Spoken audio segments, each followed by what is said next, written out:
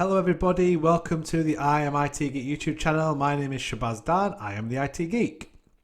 Welcome to what is episode 4 of my Migrating Workloads into the Cloud series that I've been doing. For those of you who tuned in last week, just want to or for those that didn't as well, just want to give a quick overview before we get started on this week's episode of what we covered in last week's or last time's episode. It's been a couple of weeks since my last episode. Just to recap, it was migrating workloads into Azure files. That was the main sort of topic. So we had a bit of an overview of what that entails. You know, what is Azure files? What sort of workloads can you migrate there? And then we took some specific examples. So that was, just migrating file shares from on-premises to Azure files. We also looked at a hybrid where you might migrate, where you have certain applications that are on-premises. However, you migrate their data into Azure files. And then it was more of we looked at other kind of like for like, so file share, file server moving into Azure files as well. Then looked at some basics around Azure file migration that kind of I've done in the past, so I thought it'd be good to share that information. We then looked at some of the tool sets involved with migrating workloads into Azure files. So if you remember, there's several ones. You could use RoboCopy, AZCopy, I think there was DataBox as well. And we kind of, the one that I spoke about probably more was that I did in my demo as well, if you remember, was the Azure File Sync tool. And then that moves as nicely. I did the demo around that as well. So that was just an overview of last time's episode. So without further ado, let's get started on this week's episode. So in this week's episode, which I mentioned is episode 4, this is a two-part kind of mini series almost within my main series. So we're going to be looking at migrating workloads into Exchange Online. So as I said, this is part 1. This part's going to be more theory-based. If you remember some of my previous series, I've done something similar where I've got a lot of content to cover, so I thought I'd break up into 2 episodes. So this one will be more of an, more theory. And then I'll show you my demo lab towards the end of the video, and then I'll next episode as I'll look at the actual doing the demo. So we're gonna have a look at an overview of Exchange Online and sort of workloads you can migrate. We're then going to look at the different sort of migration paths. Finally, again, similar to before, look at some basics of an Exchange migration that you need to be aware of, and that comes from my own experience doing many of these. Then I'll look at some of the tool sets you can use, both third party and native. Finally, I'll do an overview of what my demo lab looks like, very high level, just showing you what I've got where, and then that'll lead us on to the next episode, which will be the actual demo and doing a deep dive into how that works. We'll be demoing an actual hybrid Exchange migration rather than anything else. So again, I'll go into more of that detail shortly. So let's get started. So just a bit of an overview of Exchange Online and all migrating workloads to Exchange Online and what we mean by that. So traditionally, it's Exchange on premises to Exchange Online. So and what the way Microsoft have it with their support, especially. They support, so they've got the latest version, which is in at the moment it's 2019, and then 2 previous versions to that as well. So in that case, it'd be Exchange 2013, Exchange 2016, and obviously Exchange 2019, which is the latest one. So, and that's not to say that the hybrid element or the hybrid configuration or a migration from Exchange version older than any of these won't work. It's just that Microsoft won't support it. So when 2010 went out of support, obviously Microsoft stopped supporting it. So even if you do have 2010 Exchange, you can still migrate to Exchange Online, but just be aware that Microsoft won't technically support it if you have any issues. You're kind of unfortunately on your own. So there's some different migration paths as well, which I'm going to go into more detail about. But the 3 main ones are Cutover Migration, Stage Migration, or more recent times, Hybrid Deployment. And like I said, I'll go into a lot more detail about that. We'll actually be doing a demo, or I'll be doing a demo of a hybrid deployment in next time's episode, so episode 5. Look at the tool set as well. So like I say, with a Cutover and a Stage Migration, there are different tools you can use, both third party and native. But with the hybrid deployment, it's all kind of mainly a native, those are the native tools that I'm going to be looking at. But again, we'll just go into some more detail shortly. So migration paths, that's the first thing that I really want to look into in a bit more detail. So as I mentioned, we've got three different types of migration paths. We've got cutover, staged, and hybrid. So with a cutover migration, there's a certain sort of step-by-step kind of process that you have to follow, which I've detailed in this diagram here. So we start off on the left-hand side. We've got administrative tasks within Exchange Server on premises. That includes something as simple as the first step: communicate with users what's going to go on, what are we doing, why are we doing it. Then you've got to prepare your servers in step 2. So that could be making sure they're patched, any sort of prerequisite applications or add-ons are installed correctly, and just making sure it's up to date with the latest CU cumulative update. That means cumulative update, which is always best practice. So then once that's all in place, you prepared your servers, it's time to move across to some administrative tasks in Microsoft 365. So we've got to make sure both sides are prepared before we do any type of migration. So that might mean creating an empty mail-enabled security group in 365, or creating some mailboxes to migrate to, and then you connect your Microsoft 365 to your email system. So that's that connection between on-premises and Microsoft 365 Exchange Online. Now again, this can be done, as I'll go into more detail around tool sets later on, but this can be done both with native tools or with third-party tools. So what we're saying, a cutover migration is essentially like a big bang sort of migration, as I call it. What you do, it's more for kind of smaller migrations as well. I think Microsoft's recommendation is anything below 2,000 mailboxes. They recommend doing a cutover. And what that essentially, I'll go into more, before I move on to step 3 and so on. What a cutover migration means is you say you have 1,000 mailboxes. You migrate them over the weekend, for example. So you have an outage with your users, which is why you need to communicate to them that we're going to be stopping access to email over starting Friday night. You migrate whatever tool you're using, you migrate all your mailboxes over the weekend, however long that takes. And then you essentially cut over and change all the sort of routing. So if we go further down, we're going to step 4 in the middle, administrative tasks in 365. We migrate the mailboxes and we verify that migration is complete. So obviously the mailbox includes the calendars, contacts, emails, tasks, anything like that. And then, but also again, step 1 that we missed on the far right hand side, we need to prepare and verify our domain in Microsoft 365 as well if we already haven't done that. So as when if you've ever done an Exchange Online tenant, you always start with a .onmicrosoft.com domain, which is like the default native domain. And then what you do is you add your own domain, your publicly facing domain. So for me, it's imitgeek.com. I would then add that into Microsoft 365 as a verified domain. Moving further down, so we've gone on step 4 in the orange section. We've migrated our mailboxes and verified the migration, whatever tool we've used. We then move into, again, administrative tasks in the domain registrar. We configure domain to begin routing email to 365. So again, that means changing MX records, making sure your CNAME record to auto-discover is all changed, and making sure that's all updated. If you do use like third-party routing, so for example, you might be using some mail filtering, third-party mail filtering, then you need to make sure you update that as well, rather than your MX records, because your MX records will be pointing to that. We then move back into the Microsoft 365 administrative tasks, which is number 6. You verify your routing by testing email essentially, and then you delete the cutover migration. So whatever batch or software tool you've used, you make sure that batch is deleted and doesn't run again, because you don't want duplicate information. And finally, if we go down to step 7, we've got 2 both on the left-hand side and in the middle. We want to decommission our Exchange servers, which is obviously optional. Microsoft do recommend, because Active Directory is essentially, we're assuming Active Directory is syncing here and got that Azure AD sync going on.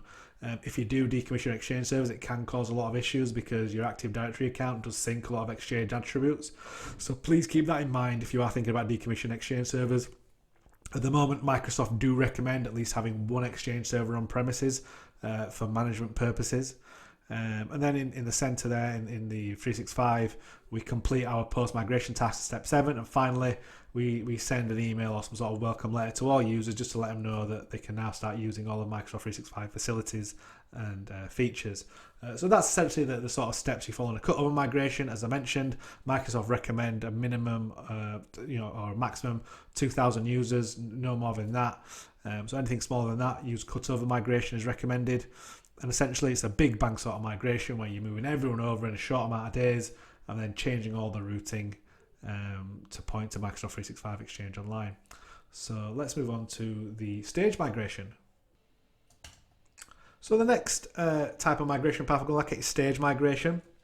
So as I mentioned with the cutover migration, the recommendation is anything less than 2,000 mailboxes or users. So obviously it makes kind of logical that a stage migration is anything above 2,000 users and mailboxes. So I'd say that stage migration is probably more applicable for your enterprise level organizations.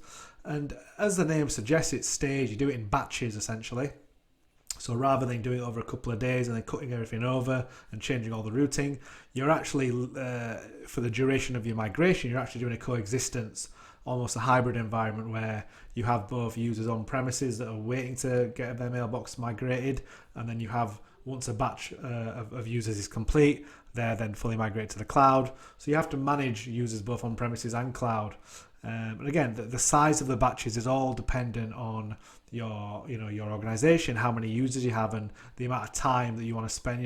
You might want to migrate everyone in a month. So if you have 10,000 users, that might be, let's say it's an easier number. So say you have 4,000 users and you want to migrate in 1 month. So you want to try and hit 1,000 users a week. So over a 4-week process. So again, it all depends on that. That all comes out within discovery and sort of planning stages.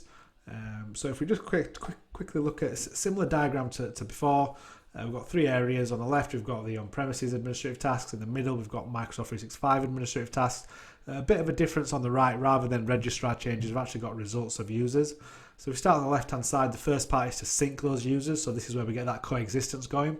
So normally using Azure AD Sync, we can sync the on-premises Active Directory users to Microsoft 365 Azure AD. So that has an object both on-premises and in the cloud. And obviously in the middle there, in the orange, the sync creates users in Microsoft 365.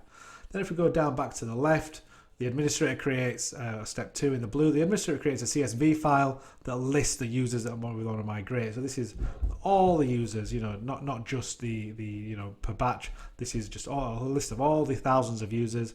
And then in the middle there, the administrator runs a stage migration per batch. So this is all the CSV on the left. You separate that into batches of however many users, and then you run that first stage migration. Then out of that migration comes a report. That'll tell you per each user, did everything migrate okay? Was there any skipped items? The size of what was migrated, and you can compare that to on premises. And then at step 5, you migrate mailboxes and verify that migration was complete. And then we move over to the blue again, where the administrator then converts those mailboxes. So the last part of all these stage migration, the batches, it's like a little tick box in when you're using the native tools.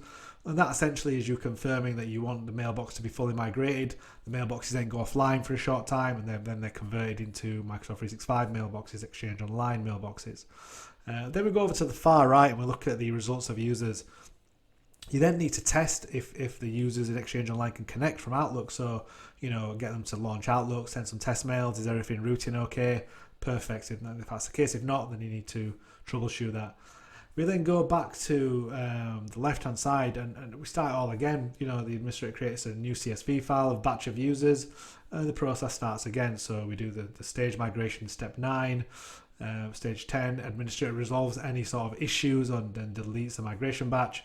Finally, we go into step 11 in the dark grey. All users can connect to Exchange Online. Now, at this point, we've done all our batches. All users are connected to Exchange Online. There's no users left on premises. All the testing is complete. We're happy days. Then we move back to step 12, where the administrator can perform any sort of post-migration tasks in Microsoft 365. And finally, post-migration tasks in step 13 in the blue on premises. Again, that might be decommission Exchange servers, it's not recommended you decommission them all, so be wary of that. So again, as you can see, there are a lot of differences between a cutover and a stage, not just the number of users, the tasks differ as well.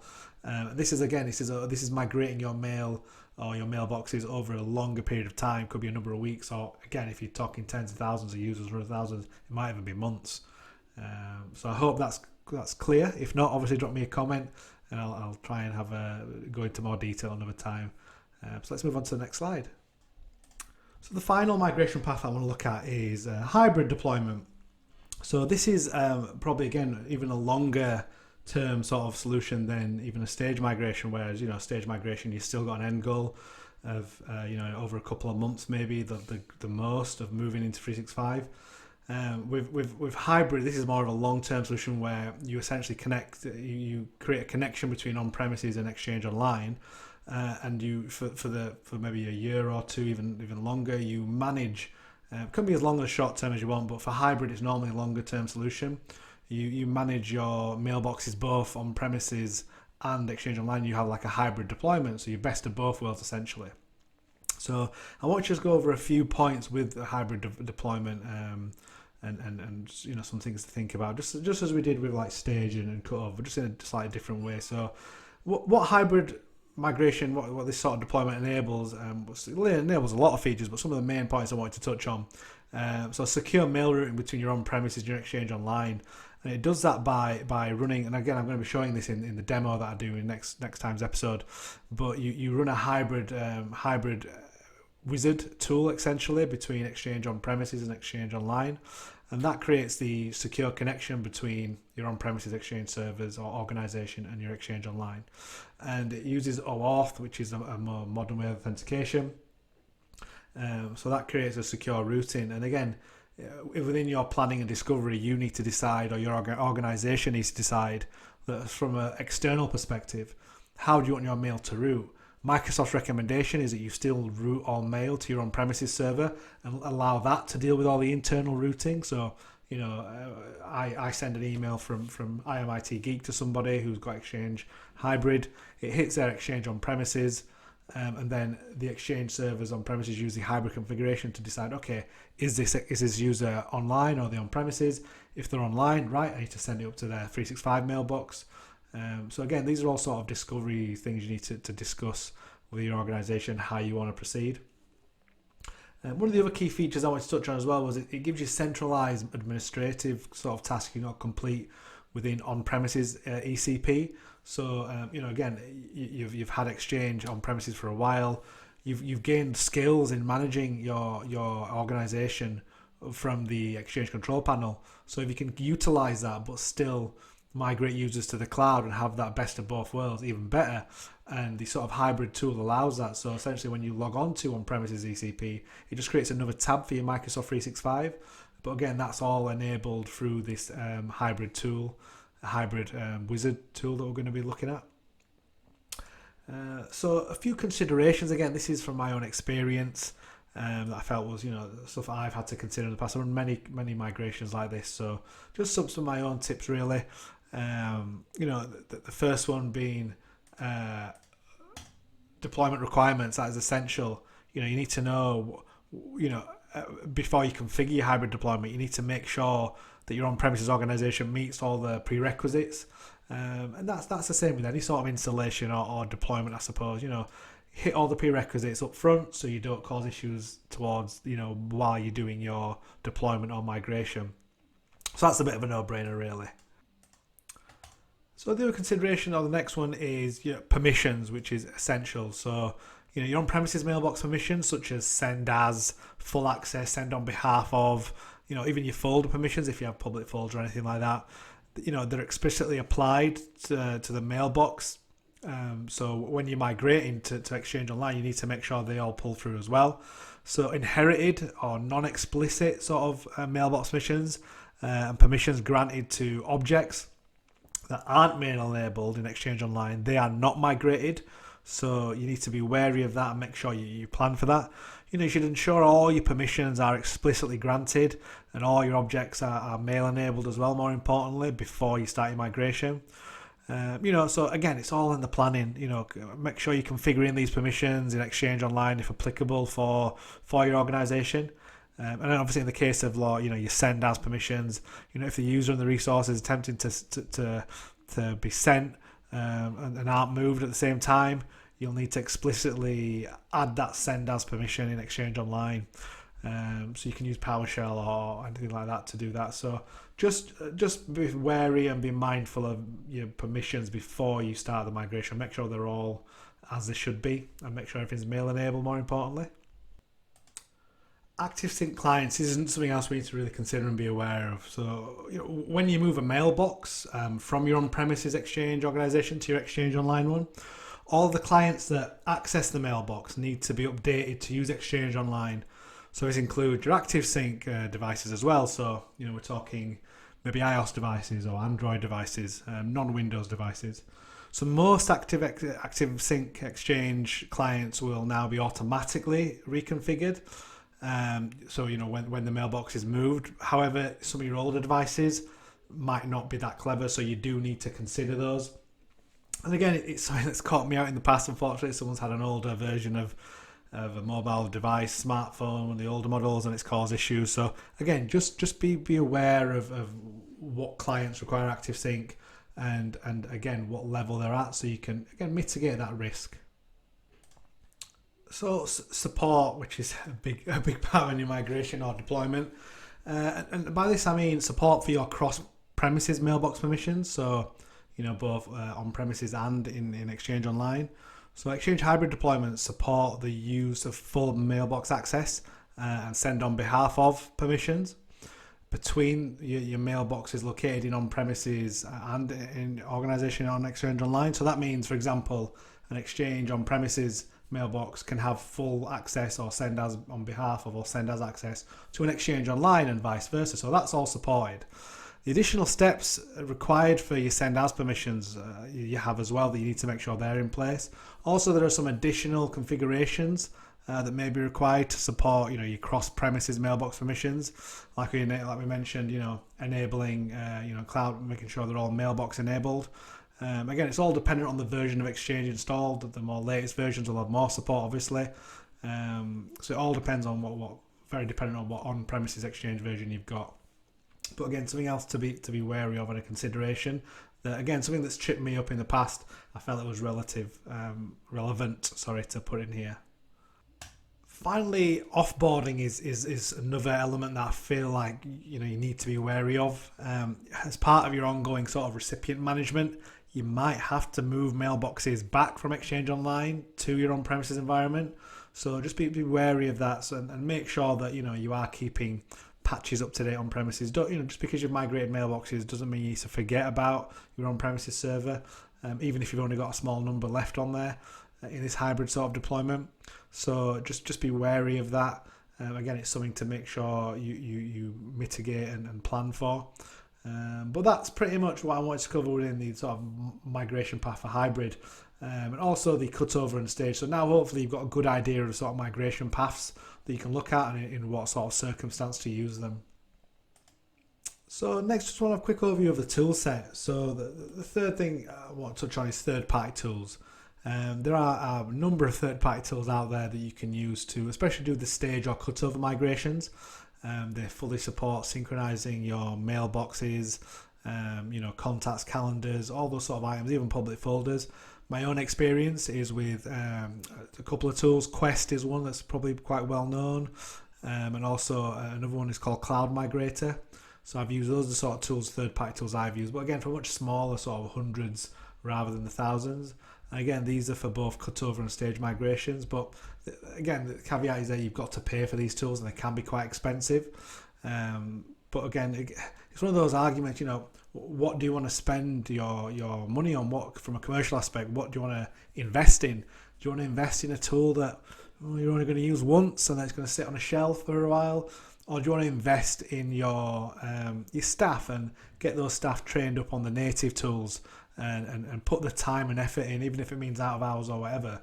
Would you rather pay for that so you get a more thorough job, and rather than a tool that, for that period of time, it's going to save you a lot of time maybe, but it could cost double the amount of investing in maybe staff training to get them up to date with the native tools and out of hours to maybe support a native migration. So, the swings and roundabouts, as they say. So there's a number of ways you could do it.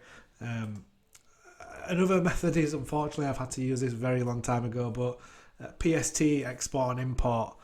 I would never recommend this way of doing it, even through the native tools. So, there's the old-fashioned way of going into Outlook, sticking in a USB and exporting through Outlook the mailboxes, and then reconfiguring Outlook and re-importing them. But the amount of risk involved, emails can be missed. The amount of times I've heard of data being lost because the PST export didn't catch everything. And even when you do it the other way, which is again a more Microsoft way of sort of standard way of doing it, is where you export all the mailboxes for Exchange, and then you upload them to blob storage essentially in cloud, and then from there you'd run an batch import into Exchange Online. Even this, I've heard of loads of problems with losing data or people's mailboxes not synchronizing correctly. I thought I wanted to make the point that it is an option. However, it's like literally the least recommended from my own experience, and I don't know Microsoft's own views on it, but my own experience, it's not a good way to go. But I thought it's worth mentioning.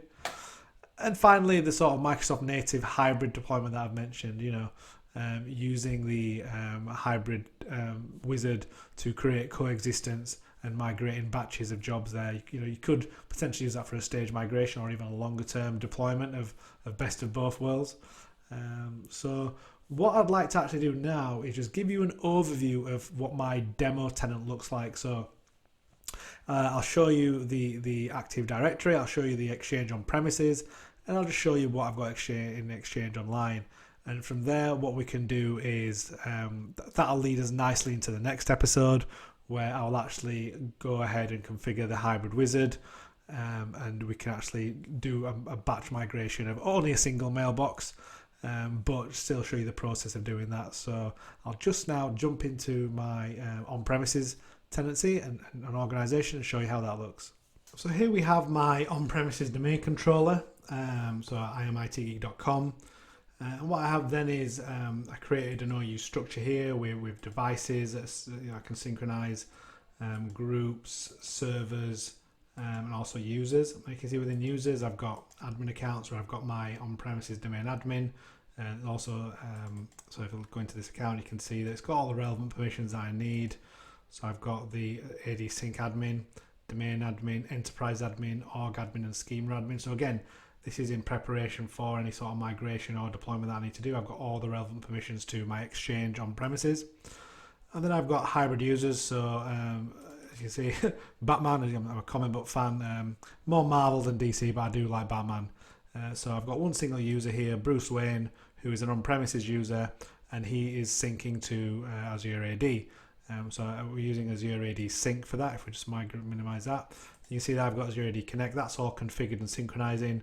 And it's actually synchronizing this OU here, so the corp OU. I'm synchronizing that, so everything underneath that in the hierarchy will sync. Finally, I've got a service accounts I might want to synchronize at some point. So that's how my sort of on-premises AD looks. As I mentioned, everything below corp, so including corp, is synchronizing. So my devices, groups, servers, and my users. So they'll all be synchronizing using Azure AD Connect, as I showed you before. So I'll quickly jump into my Exchange server and show you what my configuration is there. So you can see I'm still on my domain controller, but what I've done is I've browsed to the Exchange control panel, and you can see I've got my DNS set up correctly. So I've got mail.imitgeek.com. So that is my ECP virtual directory. So I'm going to log in and I'm going to show you some of my configuration. That's my admin account. And I've put in the wrong password, which is great. Sausage fingers. So this should now, as you can see it's thinking about it, this should now log me into my control panel. So here we are.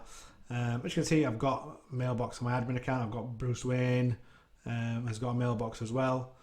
And if we just go down to servers here, I've got a single Exchange server, just obviously for demo purposes, and I've got the latest build of 2019. It's in trial at the moment, again just for the demo purposes. I've got to databases. I've got a single database that, again, no DAGs or anything like that set up, so it's very straightforward. And I've got that shared on or saved on an E drive, so I've separated it from the actual C drive. I've got no DAGs, as I mentioned. If I look at my virtual directories, they're all set up correctly. So if I looked at my ECP from before, I've got my internal and external URL pointing to the same location, which is mail.imitgeek.com/ECP, and all my virtual directories have got that same start of the URL, so all mail dot and so on. And I've configured auto discover as auto discover, so all my public DNS records are in tandem with this, so they're all relevant to this as well, and pointing to mail.imitgeek.com.